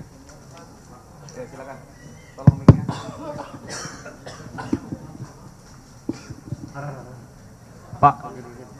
Pak, penegasan aja, Pak. Jadi si korban ini, diplomat Arya ini tewas karena bunuh diri atau bagaimana? Itu yang pertama. Yang kedua, karena tidak ada pidana, kasus ini ditutup atau bagaimana? Nah, yang ketiga, Pak, mau konfirmasi aja. Ini kenapa sih korban bisa berpikir untuk menutupi kepala dengan plastik lalu melilitnya dengan lakban? Dia terinspirasi atau bagaimana? Terus motif kasus ini sebenarnya apa, Pak, ya? Makasih, Pak. Ya, kami persilakan yang kedua. Silakan, Mas. Izin Pak, saya Jonathan dari Kumparan mau bertanya. Ini kemarin sempat beredar informasi bahwa kasus bunuh diri ini dilatar belakangi karena adanya perselingkuhan. Salah satunya kemarin saya juga dapat informasi bahwa ada korban ini salah kirim chat yang ke salah satu selingkuhannya. Itu membuat dia sempat yang tadi taksi itu dia gagal berangkat ke bandara. Dia mengubah arahnya untuk ke Kemenlu ya. Kemudian yang apakah indikasi ini benar adanya perselingkuhan sehingga menyebabkan dia bunuh diri? Kemudian yang kedua terkait dengan teman-teman yang di GI itu Pak. Ini apakah mereka itu punya hubungan kedekatan khusus dengan si korban itu Pak? Kemudian yang ketiga terkait dengan handphone. Ini kesulitannya sebenarnya apa sih Pak untuk menemukan handphone si korban? Terus itu kan sempat memesan taksi ya di GI. Apakah itu dipesannya melalui online atau offline Pak? Terima kasih, itu aja.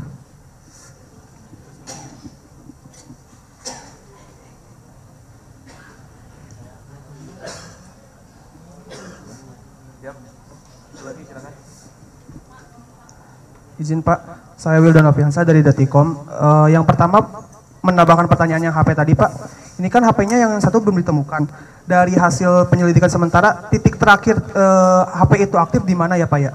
Terus yang kedua, ini kan ada rangkaian upaya bunuh diri dari korban ya Pak ya?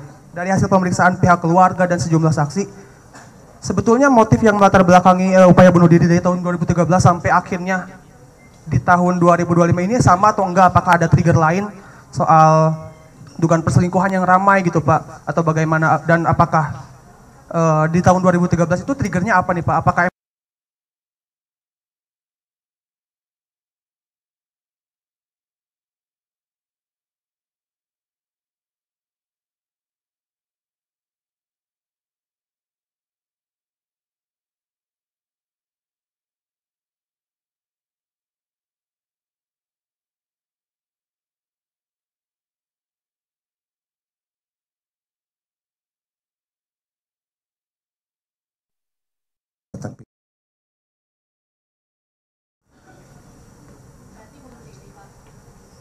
tidak ada keterlibatan pihak lain. Ya. Kemudian yang kedua, kami sampai saat ini belum menemukan peristiwa pidana. Karena berdasarkan fakta-fakta mulai dari hasil pemeriksaan TKP yang mana pintu itu hanya satu akses dan 3 lapis kuncinya. 1 bisa dari luar, 2 hanya bisa diakses dari dalam. Tidak ada plafon yang rusak. Kemudian dari hasil pemeriksaan puslapor dan pemeriksaan dari pusident, sidik jari dan DNA yang ada di lakban adalah milik korban. Ini menunjukkan bahwa atau mengindikasikan tidak ada keterlibatan pihak lain. Kemudian yang berikutnya,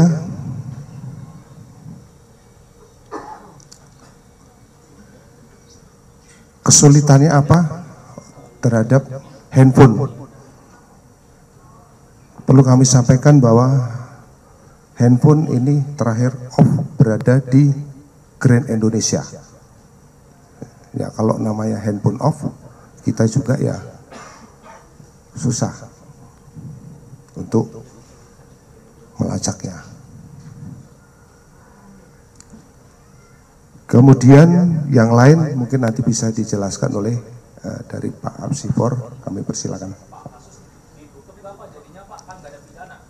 Sementara kami tetap akan menerima masukan apabila ada informasi, kami tetap akan tampung. Ya. Sementara belum. Belum datang. Kita undang belum datang. Baik, pertanyaan selanjutnya.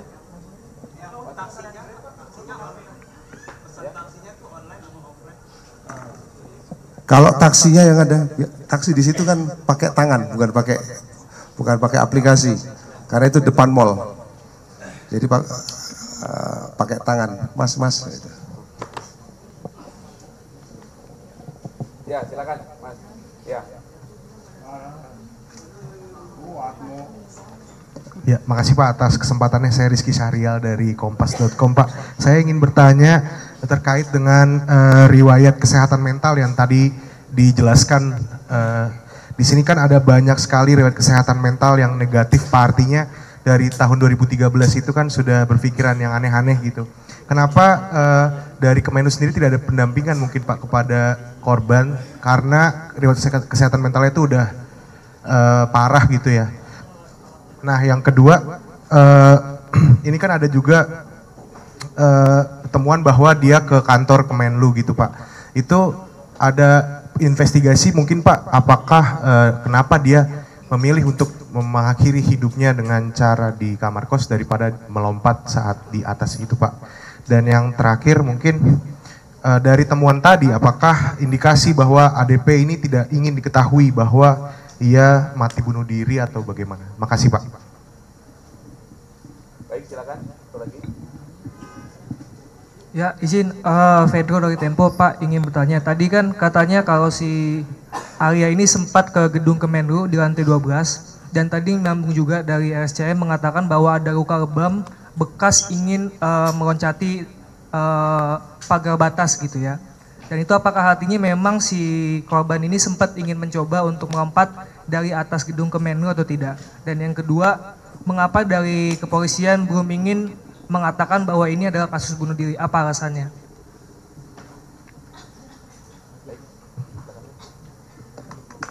Baik, terkait masalah kesehatan mental tadi dan kenapa milih di kos, kami persilakan dari Apsifor, silakan.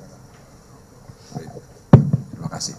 Baik, Bapak pertanyaannya tadi saya tegaskan di awal bahwa memang isu kesehatan mental ini di masyarakat kita adalah isu yang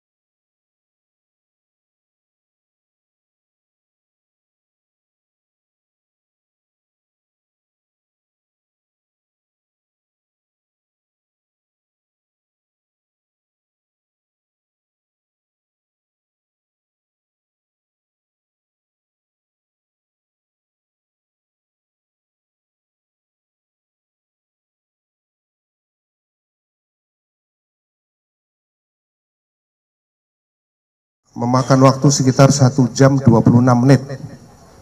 Perlu kami sampaikan bahwa di sana ada beberapa event kegiatan yang terekam di CCTV dan itu sudah dilakukan pemeriksaan oleh lab digital. Ada saat-saat daripada korban mencoba menaikkan badannya lebih tinggi dari pagar. Jadi perlu kami jelaskan, pagarnya di sana tingginya adalah 150 cm. Percobaan pertama sampai sebatas ketiak, jadi di sudut sebelah sini. Sedangkan yang percobaan kedua, kami ulangi, yang di percobaan pertama di sudut sebelah kiri, di mana korban sampai di batas ini ya, itu di bawahnya adalah lantai rooftop, lantai 11 dengan ke bawah. Itu sampai di ketiak ya, sampai ketiak. Kemudian yang di sebelah sini, mohon maaf itu sudah hampir di atas pusat katanya, karena posisi udah inilah. Itu terekam semua, filenya ada lengkap. Kemudian yang kedua tadi, Polri dalam hal ini kita menyimpulkan kasus ini adalah tidak ditemukan peristiwa pidana. Itu hanya yang bisa kita simpulkan. Tidak boleh menyimpulkan yang lain. Kalau kita simpulkan yang lain salah karena bukan wewenang kita. Penyidik adalah melakukan penyelidikan ada atau tidaknya peristiwa pidana. Itu yang kami simpulkan. Terima kasih.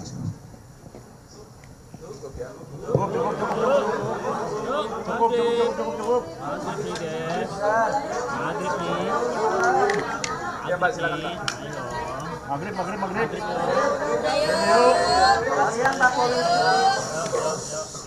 Ya. Ngomong aja itu. HP yang berada di Great Indonesia.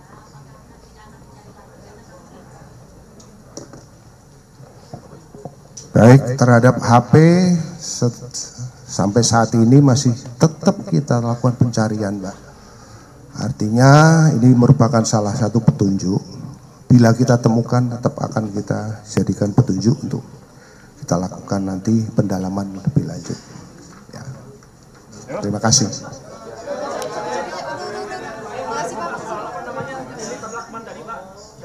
Sendiri untuk prosesnya sendiri ketika seorang mengalami gangguan pernafasan atau hambatan oksigen butuh waktu berapa lama Pak? Ketika dia pertama kali melilitkan sampai akhirnya dia meninggal, itu rentang waktunya butuh waktu berapa lama? Kemudian apakah memang tanda-tanda kekerasan yang ada di yang tadi disebutkan memar itu tadi kan karena percobaan di gedung tadi ya Pak ya. Terus apakah ada memang self harming dari dirinya sendiri, misalnya memukul wajahnya atau seperti apa?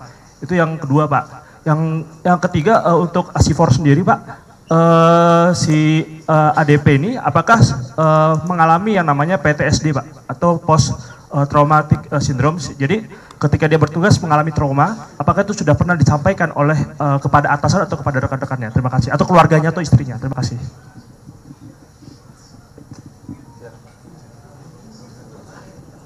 Pertanyaan terakhir, kami tidak menemukan data yang mengarah pada PTSD, itu yang pertama. Lalu yang kedua berkaitan dengan terkait dari dampak tugas, gitu ya. Data yang ditemukan bahwa yang bersangkutan bisa dikatakan mengeluhkan lelah, gitu ya. Lelahnya itu tidak hanya fisik, tetapi juga tentu lelah secara emosional juga. Karena memang kita tahu nature tugasnya sebagai perlindungan warga negara memang menuntut keterlibatan individu tidak hanya fisiknya saja, tapi juga psikisnya, emosinya, begitu yang dapat disampaikan.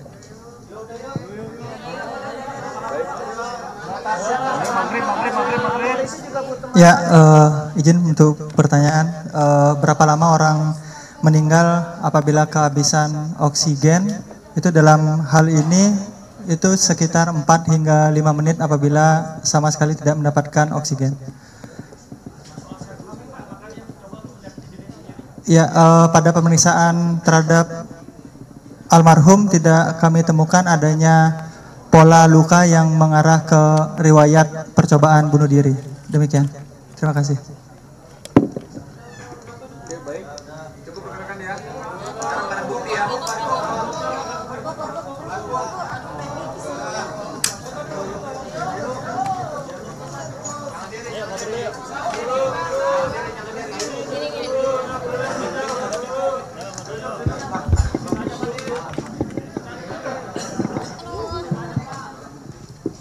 Siapa? Nova, jangan berdiri ya, nanti lu dimarahin.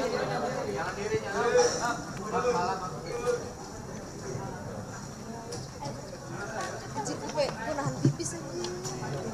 Pengen pipis. 2 jam. Gila lu. Bukan hampir lagi, udah 2 jam kan? Udah lebih. Iya. Ya Allah, pengen pipis banget ini. Allahu Akbar. Gue sini ya. Bang, ke situ ya.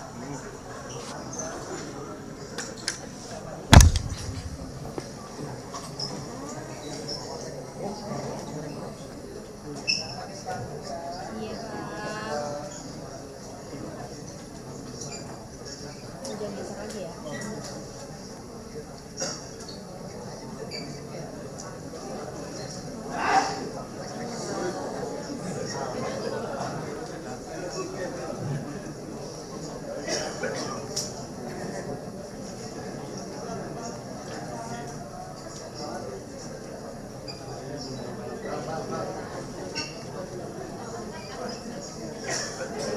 Tengah ya, tengah dulu tengah.